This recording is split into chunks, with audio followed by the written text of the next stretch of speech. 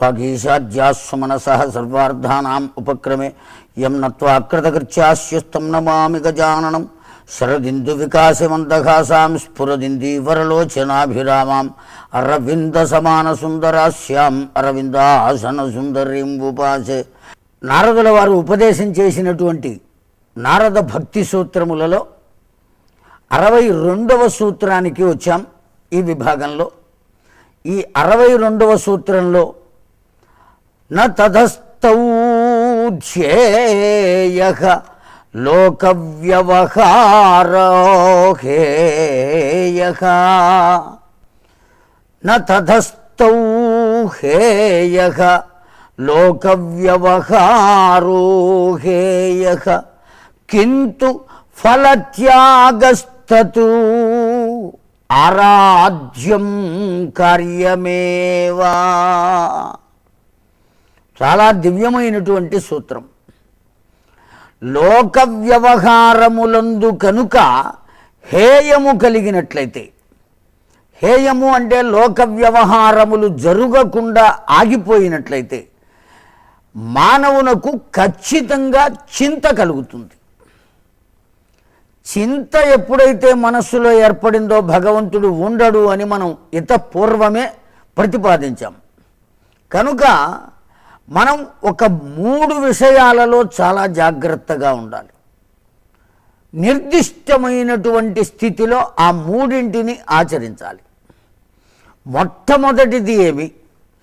సర్వము నాదైనది అని ఏది అనుకుంటున్నానో అది మొత్తము పరబ్రహ్మదే అనేటువంటి నిర్ణయానికి రావాలి. ఇది మొదటిది. రెండవది, భగవంతుడు ఏది చేసినా అది నాకు ఇష్టమే. వాడు ఏం చేసినా నాకు ఇష్టమే.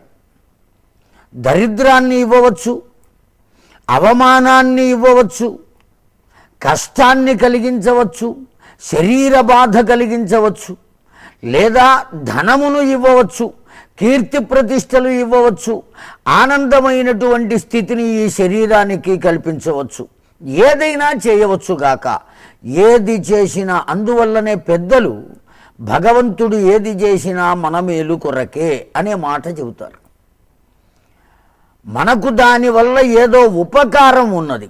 సర్వసాధారణంగా కష్టం కలిగింది, వెంటనే ఒక జ్యోతిష శాస్త్ర పండితుని వద్దకు వెడతాం. ఆ జ్యోతిష్ శాస్త్ర పండితులు కుండలి వేసి ఏ గ్రహాలు ఎక్కడ ఉన్నాయి అనేది చూచి ఆయా గ్రహ గతులు, గ్రహచారము, గోచారము ఈ రెండిటినీ కూడా అనుసంధానం చేస్తూ ఇప్పుడు ఇలా నడుస్తుందయ్యా అని చెప్పారు. దేని కొరకు ఈ జ్యోతిష్యాన్ని మనం తెలుసుకోవాలి? అసలు జ్యోతిష్యమే లేదు అనేటువంటి చార్వాకులు ఉన్నారు.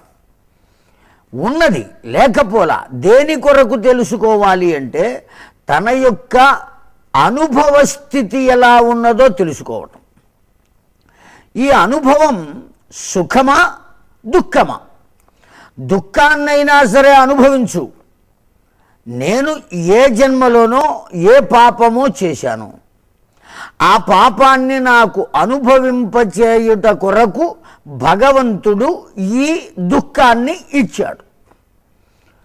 ఈ దుఃఖాన్ని నేను అనుభవించాననుకోండి, అప్పుడు ఆ పాపం ఏమవుతుంది? తరిగిపోతుంది. పాపం తరగటమే కదా మనకు కావలసింది. అనుభవించడం ద్వారా తరగాలి. వండుకున్నటువంటి దాన్ని తింటే తరుగుతుంది, లేదా ఎవరికైనా పెడితే తరుగుతుంది. అట్లాగే చేసిన కర్మ యొక్క ఫలితం కూడా మనం అనుభవించవలసిందే. అవశ్యం అనుభోక్తవ్యం కృతం కర్మ శుభాశుభం. అనుభవించి తీరవలసిందే. కనుక కష్టాన్ని కూడా ఆ భగవంతుడే ఇచ్చాడు అని అనుకున్నాం అనుకోండి, భగవంతుడు ఇచ్చిన ఫలితం ఏదైనా మన మంచికే కదా.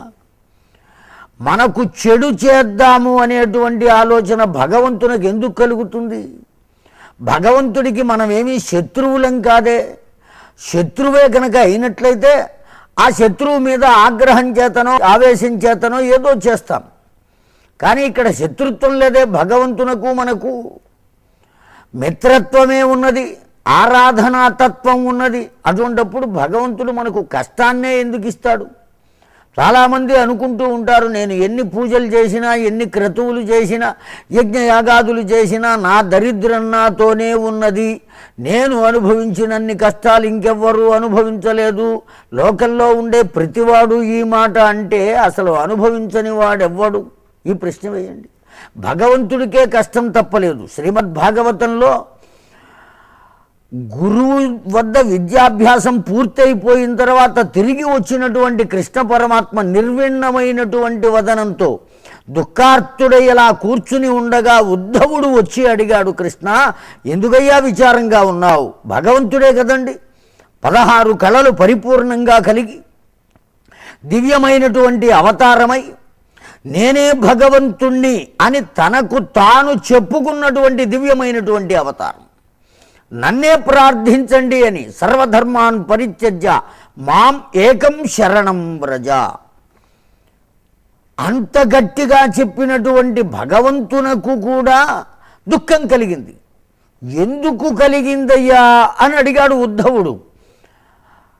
పెంచిన తల్లిదండ్రులు గుర్తుకొచ్చారయ్యా అన్నాడు. ఇప్పుడు ఆ చిత్తానికి ఆ వికారం ఉన్నదా లేదా చెప్పండి. కనుక చిత్తము అనేది ఉన్నదా, వికారం కలుగుతుంది. అందువల్లనే చిత్తమునకు లౌకికమైనటువంటి వ్యావర్తి కలిగితే రాగము అనురాగము రెండూ ఉంటాయి. దీంతోపాటు ద్వేషం కూడా ఉంటుంది. అదే చిత్తాన్ని భగవంతుని యందు లగ్నం చేస్తే భక్తి ప్రేమ తప్ప ఇంకొకటి ఉండే అవకాశం లేదు. మనం భక్తిని పొందాలి అన్నా, ఆ భక్తితత్వంతో కూడుకున్నటువంటి ప్రేమను పొందాలి అన్నా కేవలం మనకు కావలసిందేమయ్యా అంటే సర్వస్వమును భగవంతుని యందు ఆయత్తం చేయుట. అందువల్లనే లోక వ్యవహారో హేయ, లోక వ్యవహారములన్నీ కూడా నివర్తింపబడినట్లయితే ఏం కలుగుతుంది అంటే చింత కలుగుతుంది ఆ మనస్సులో. అయ్యో ఈ పని చెయ్యలేకపోయానే. అది దైవదత్తమైనటువంటి కర్మ అయినా సరే నిత్యము ఉదయమే పంచ ఉషకాలంలో ఎన్నింటికి మనం లేవాలో కూడా పెద్దలు చెప్పారు మనకు. సూర్యోదయానికి 2 గడియలు ముందు లేవాలి. 2 గడియలు ముందు లేవాలి అంటే 2 గంటలు ముందు లేవాలి. సూర్యోదయం 6 గంటల 20 నిమిషాలకు అంటే 4 గంటల 20 నిమిషాలకే నీవు లేవాలి. కాల్యకరణీయములు తీర్చుకోవాలి, స్నానం చేయాలి, దేవతార్చనకు కూర్చోవాలి. ఆ సమయంలో సూర్యుడు ఉండడు కదండి. మనం అర్ఘ్యమిస్తే సంధ్యావందనంలో వాడికి ఎట్లా చెందుతుంది? నీవేమైనా సూర్యుడు ఎదురుకుండా కూర్చునిస్తున్నావా? తూర్పు దిక్కుకు తిరిగి కూర్చుంటున్నావు ఇంట్లోనే. నీ ఎదురుకుండా వచ్చి కూర్చుంటున్నాడా సూర్యుడు? ఒకవేళ వచ్చి వాడు కూర్చుంటే నీవు అక్కడ ఉండగలవా? సూర్యుడు లేకపోవడం అనేది ఉండదు, నీకు కనబడడు. కానీ సూర్యుడు లేకపోవడం అనేది ఎలా జరుగుతుంది? కనుక సూర్యుడు నీకు కనబడకపోయినా ఉన్నాడు గనుక భగవంతుడు నీకు కనబడితే అర్చన చేస్తున్నావా, ఉన్నాడు అనుకుని అర్చన చేస్తున్నావా? భావనయే ప్రధానం కదా. కనుక అర్ఘ్యం అప్పుడే ఇవ్వాలి.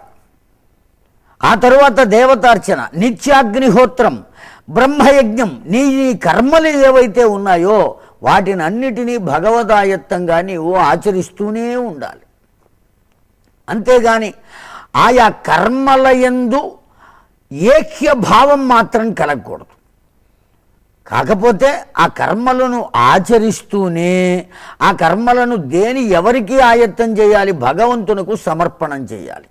ఎప్పుడైతే భగవత్ సమర్పణం చేస్తామో మనస్సు పవిత్రం అవుతుంది. భగవత్ సమర్పణ కాకుండా ఇదిగో ఈ బ్రహ్మయజ్ఞ కార్యం కానీ, నిత్యాగ్నిహోత్రం కానీ, సంధ్యావందనం కానీ, నా యొక్క కర్మ, నా యొక్క జీవితం బాగుపడడం కోసం నేను చేస్తున్నా, బాగా డబ్బు సంపాదించడం కోసం చేస్తున్నా అని ఎప్పుడైతే ఆలోచించావో, ఒకవేళ నీవు కోరినంత ధనం కనుక నీకు రాకపోతే ఏమవుతుంది?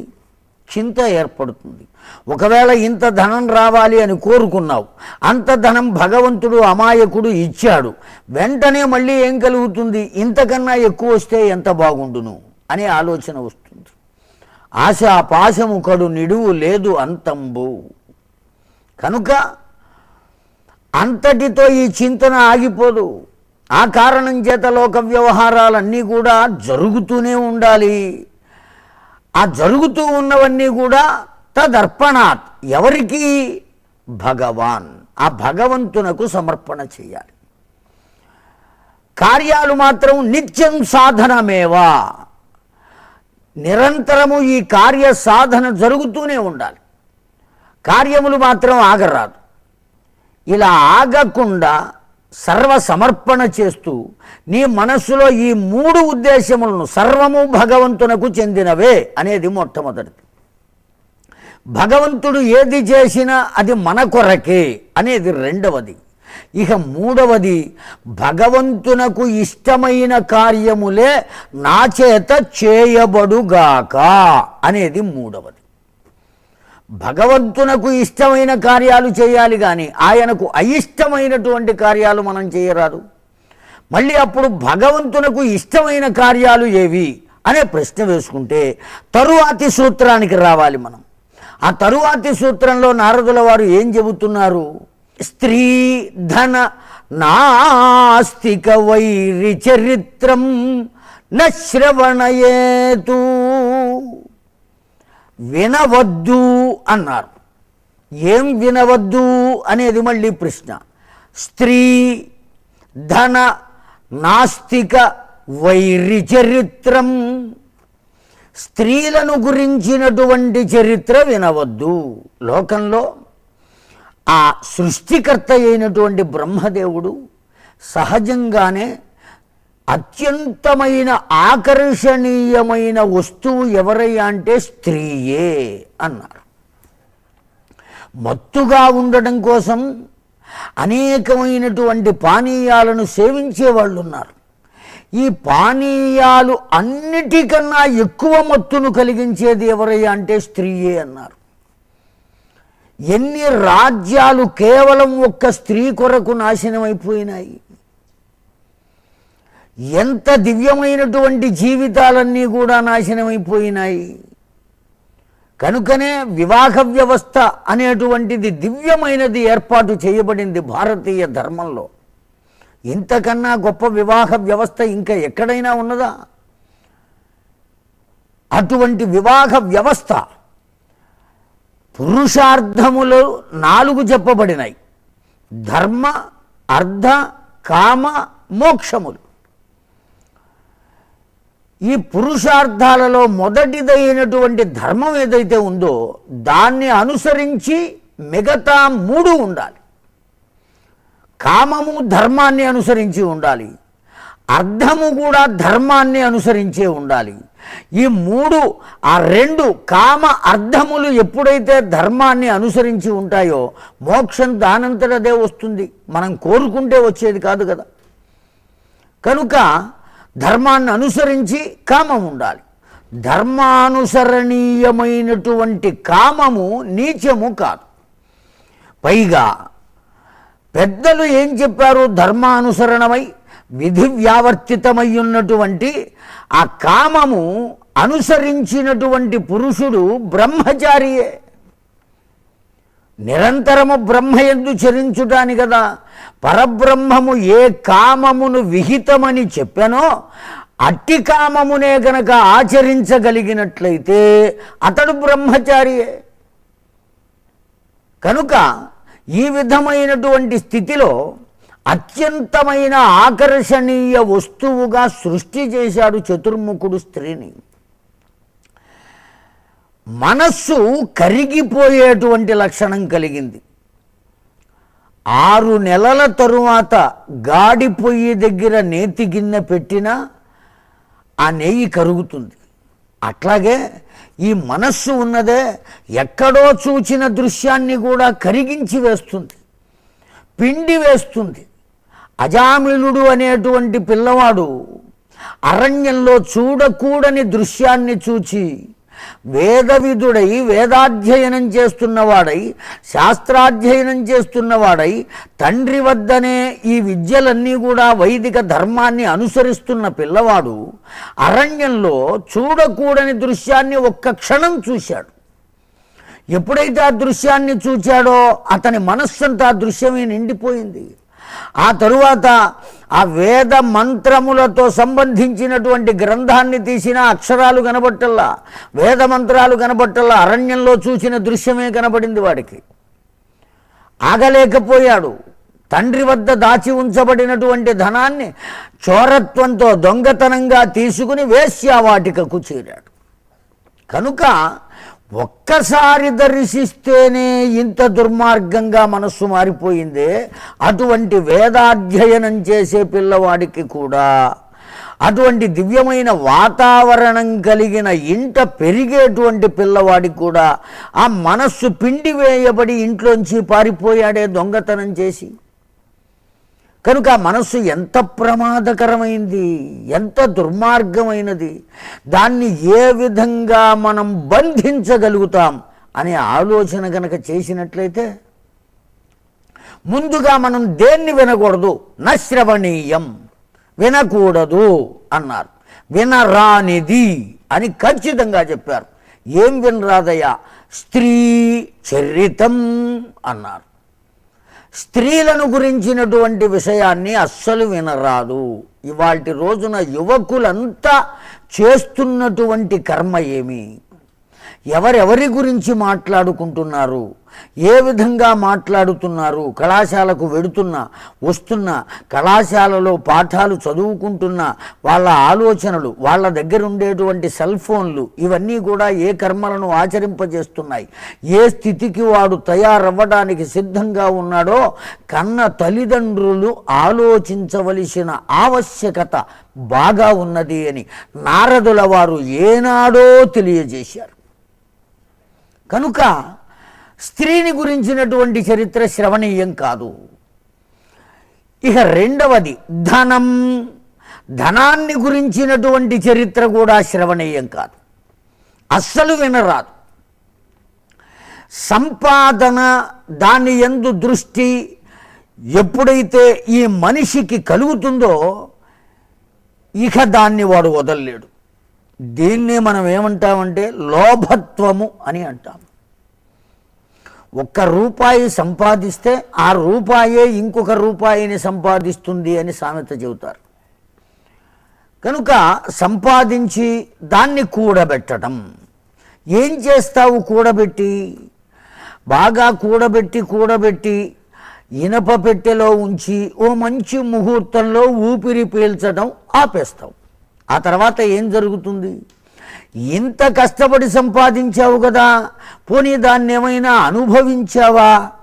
పోనీ సత్కర్మలకేమైనా ఉపయోగించావా? దాన ధర్మాలు చేశావా? ఏమీ చేయలేదే. పోనీ ఏదైనా ఎవరికైనా ఉపకరించడానికి ఇచ్చావా? బాకీగా అయినా ఇచ్చావా? ఇవ్వలేదే. ఈ స్థితిలో ఇంత కష్టపడిన కర్మ యొక్క ఫలితం ఏమిటండి? సంపాదించావు, కర్మను ఆచరించావు, కష్టపడి సంపాదించావు, దాన్ని కూడబెట్టావు. ఫలితాన్ని నీవు అనుభవించినప్పుడు కదా ఫలితం పొందటం. ఆ కట్టలన్నీ ఇనుప బీరువాలో పెట్టి అట్టి పెట్టావు, మరణించావు. ఇప్పుడు దాన్ని ఎవరు అనుభవించాలి? ఎవరో ఇంకొకరు అనుభవిస్తారు. కనుక ఈ ధనమును గురించినటువంటి స్పృహ కూడా మనస్సుకు ఉండరాదు. ఎప్పుడైతే ఆ కోరిక కలుగుతుందో అది వ్యసనముగా మారుతుంది. ధనమును సంపాదించుట ఒక వ్యసనముగా మారితే ఆ చింత లోపల ఏర్పడుతుంది. ఏ మార్గంలో మనం సంపాదించాలి? ఉద్యోగం చేయడం వల్ల వచ్చేటువంటి ధనం చాలటం లేదు. భార్యా పిల్లల్ని పోషించుకోవాలి, వాళ్ళకి విద్యాబుద్ధులు చెప్పించాలి. ఇవాల్టి రోజున సమాజం కనబడుతోంది కనుక ఆ సమాజంలో ఎవరు ఏ విధంగా ఉంటున్నారో ఆ విధంగా మనం కూడా ఉండాలి అనే ఆలోచన సంతానానికి కలుగవచ్చు. ఆ విధంగా వాళ్ళు ఉండడం కోసం తాను సంపాదించిన ధనాన్ని ఎక్కువగా ఖర్చు చేయవలసి వస్తుంది. అటువంటి స్థితిలో ఈ మానవుని యొక్క మనస్సు దేని వైపుకు వెడుతుందయ్యా? సక్రమమైన మార్గంలో వచ్చేటువంటిది చాలటం లేదు కనుక అక్రమంగా అయినా సరే సంపాదించాలి. ఎందుకంటే సంపాదించాలి అనే వ్యసనం ఉన్నది కనుక, ఆ వ్యసనం ఏర్పడింది కనుక ఆ కారణం చేత అక్రమ మార్గంలోకి వెడతాడు. అక్రమ మార్గంలోకి వెళ్ళడం అంటే ఇక పతనం అయిపోయినట్టే. ఒక్కసారి ఆ మార్గంలోకి వెళ్ళిన తర్వాత మళ్ళీ వెనక్కి తిరిగి వచ్చే అవకాశం ఉన్నదా? ఒక్కసారి జైలుకి వెళ్ళి వచ్చాం, వచ్చిన తరువాత వాడు ఎంతటి గొప్పవాడు అయినప్పటికీ వాడు చెరసాల్లో ఉన్నవాడు అనేటువంటి మచ్చ ఉన్నదే, చెరిగిపోయే అవకాశం లేదు. కనుక నువ్వు అక్రమ మార్గంలోకి ఒకవేళ వెళ్ళినా మరల బయటకు రాగలుగుతావు అనేటువంటి నమ్మకం లేదు. ఆ కారణం చేత ధనాన్ని గురించినటువంటి విషయాన్ని కూడా నీవు శ్రవణం చేయవద్దు. ఎవరు ఎన్ని రకాలుగా చెప్పినా సరే, అనేక మంది నీ ప్రక్కన ఉండవచ్చు స్నేహగణం, లేదు కుటుంబంలో ఉండేటువంటి బంధువులు. అందువల్లనే నీవేం చేయాలి? నిన్ను నీవు సమర్పించుకోవటమే కాకుండా నీ భార్యను, నీ పిల్లలని, నీ గృహాన్ని, నీ బంధుగణాన్ని, నీ స్నేహితులను, వీటినన్నిటినీ కూడా భగవంతునికే సమర్పించు. సర్వస్వము త్యాగం. ఎప్పుడైతే ఆ పని నీవు చేయగలుగుతావో వాళ్ళు కూడా భగవద్దత్తమైన వాళ్లే కనుక భగవంతుని ద్వారా ఏ విధమైన కర్మలు మనకు అందింపబడతాయో వాళ్ళ ద్వారా కూడా అటువంటి కర్మలే మనకు అందింపబడతాయి. నీవు నీ వాళ్ళనందరినీ నీ చుట్టూ మాత్రమే అట్టి పెట్టుకుని నేను మాత్రం నీ వాణ్ణయ్యా అని చెబితే వీళ్ళ వల్ల మళ్ళీ నీ మనస్సు మలినమైపోయేటువంటి అవకాశం ఉన్నది. ఈ మనస్సు మలినం కాకుండా ఉండాలి అంటే నిన్ను నీవు సమర్పించుకో. నిన్ను అంటిపెట్టుకుని ఉన్న సమాజాన్ని కూడా భగవంతునికి సమర్పించు. వాళ్ళు బంధువులు కావచ్చు, స్నేహితులు కావచ్చు, హితులు కావచ్చు, నీ సంతానం కావచ్చు, నీ భార్య కావచ్చు, ఎవరైనా నిన్ను అంటిపెట్టుకుని ఎవరెవరైతే ఉన్నారో వాళ్లను కూడా వాడికే సమర్పించు. సర్వస్వం నీదేనయ్యా, నా కుటుంబం నీది ఎప్పుడైతే చెప్పారో వాడు విశ్వ కుటుంబీకుడు కదండి. నీ కుటుంబం ఏమి ఎక్కువ కాదు. పుట్టబోయడి బుల్లి బుజ్జాయి కోసమై పొదుగు గిన్నెకు పాలు పోసి పోసి కలికి వెన్నెలలూరు చెలువదోసిళ్లతో లతలకు మారాకులతికి ఎతికి పూల కంచాలలో రోలంబములకు రేపటి భోజనము సిద్ధపరచి తెల్లవారకుండ మొగ్గలలోన జొరబడి వింత వింతల రంగులు వేసి వేసి తిరికేలేని విశ్వ సంసారమందు అలిసిపోయితివేమో దేవాదిదేవ. ఒక్క నిమేషము కన్ను ముయుదువుగాని రమ్ము తెరచితి నా హృదయ కవాటము తలుపు. ఎంత గొప్పగా చెప్పబడింది ఈ పద్యం. విశ్వ సంసారాన్ని నిర్వర్తిస్తున్నాడు ఆ భగవంతుడు. ఈ విశ్వ సంసారం అంతా ఆయన నిర్వర్తించాలి అంటే ఎంత గొప్పగా నిర్వర్తించాలి. పుట్టబోయే పసిపిల్లవాడి కోసం కన్న తల్లి వద్ద పాలు అందిస్తున్నాడు. మనం పెట్టినటువంటి ఓ మొక్కకు తెల్లవారేటప్పటికి మారాకులు వస్తున్నాయి. వచ్చినటువంటి కుసుమాలలో వింత వింతల రంగులు వస్తున్నాయి. ఈ కర్మలన్నీ ఎవరు ఆచరింపజేస్తున్నారు లోకంలో? ఏ శాస్త్రవేత్త మారాకులు అతికిస్తున్నాడు? ఏ చిత్రకారుడు తన కుంచెలతో తెల్లవారేటప్పటికి మొగ్గలకు రంగులు వేస్తున్నాడు? ఎవడు ఆ పూలలో తుమ్మెదల కొరకు తేనె పోస్తున్నాడు? ఇవన్నీ కూడా భగవంతుడు చేసేటువంటి కార్యాలే. వాడు విశ్వ కుటుంబీకుడు కనుక నీ కుటుంబం మొత్తాన్ని వాడికి సమర్పించాలి. ఎప్పుడైతే సమర్పించావో వాళ్ళ బాధ్యత కూడా వాడిదే అవుతుంది. యోగక్షేమం వహామ్యహం అని చెప్పాడు కదా. కనుక ఈ విధమైనటువంటి స్థితిని మనం పొందగలిగితే, సర్వస్వము వాడికి గనక సమర్పించగలిగినట్లయితే ఇంకొక దాని గురించి ఆలోచించవలసిన పని లేదు. కనుక ధనమును అర్పించవయ్యా. నాస్తిక తరువాత మనం చేయవలసినటువంటి ముఖ్య కార్యమేమయ్యా? ఎవరైనా నాస్తికుడు కనబడితే భగవంతుడు లేడు అని చెబితే అక్కడ నుండి మనం వెళ్ళిపోవాలి. ఏమండి, దేవబాబా సాయి అని ఒక ఆయన ఉండేవారు మహారాష్ట్రలో. ఆ మహారాష్ట్రలో ఉన్నటువంటి ఆయనకు ఓ మంచి అలవాటు ఉండేదట. ఆ గ్రంథంలో రాయబడి ఉన్నది. ఏమిటా మంచి అలవాటు? ఎవరైనా అనకూడని మాటలు మాట్లాడుతున్నా, పలుకకూడని మాటలు పలుకుతున్నా అక్కడి నుంచి ఆయన వెళ్ళిపోయేవాట. కనుక నాస్తికులు ఎవరైనా ఏదైనా విషయాన్ని చెబుతున్నా, లేదు ఒక నాస్తికుణ్ణి గురించి చెబుతున్నా మనం అక్కడ ఉండరాదు, వెళ్ళిపోవాలి.